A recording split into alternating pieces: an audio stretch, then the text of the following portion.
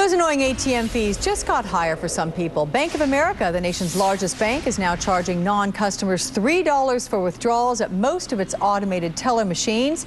Think about it. If you only need $20, a $3 surcharge amounts to 15% of that transaction. So we're going to talk right now with David Sorkin, professor at John Marshall Law School in Chicago, where he teaches consumer law. Good morning to you, Professor. Thanks for being here. Good morning. Thanks for having me. Is it bad enough that non-customers were already paying $2 to make a withdrawal at a Bank of America ATM, but now it's $3? Where are you coming down on this?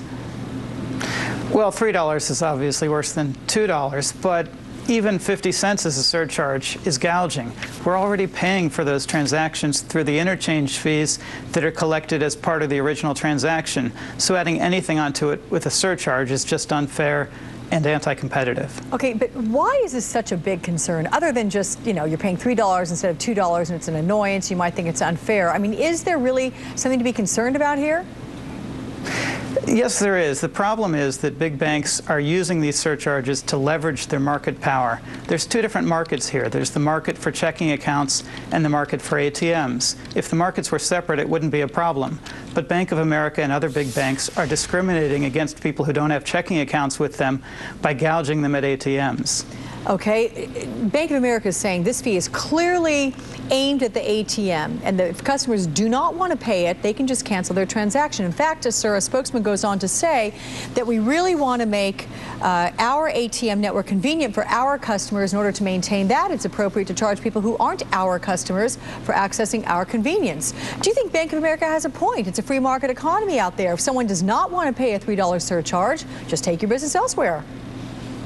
Well, what they really want is for you to take your banking business elsewhere, not just your ATM business. They're trying to steal customers from banks that can't afford such large ATM networks. This interchange fee was designed to cover the costs in the first place, and they're just trying to leverage one market into the other by tying the two together. Okay. Besides not using Bank of America ATMs, though, is there anything that non-customers of that bank system can do to fight back? The best thing is to bank at a place that is a member in a selective surcharge network, where they'll let you use ATMs belonging to any other bank in their network without paying a surcharge. A lot of credit unions do that. A lot of community banks, some medium-sized banks do it as well. Bank of America doesn't. They have enough ATMs on their own that they can use that power to try to steal customers. How likely do you think it is that other banks are going to try and follow suit and raise their ATM fees now? I think most of the other large banks are going to do the same thing. Washington Mutual tends to be a little bit behind the other big banks in raising fees. They'll probably follow suit eventually as well. Okay. David Sorkin from John Marshall Law School in Chicago. Thanks so much, sir.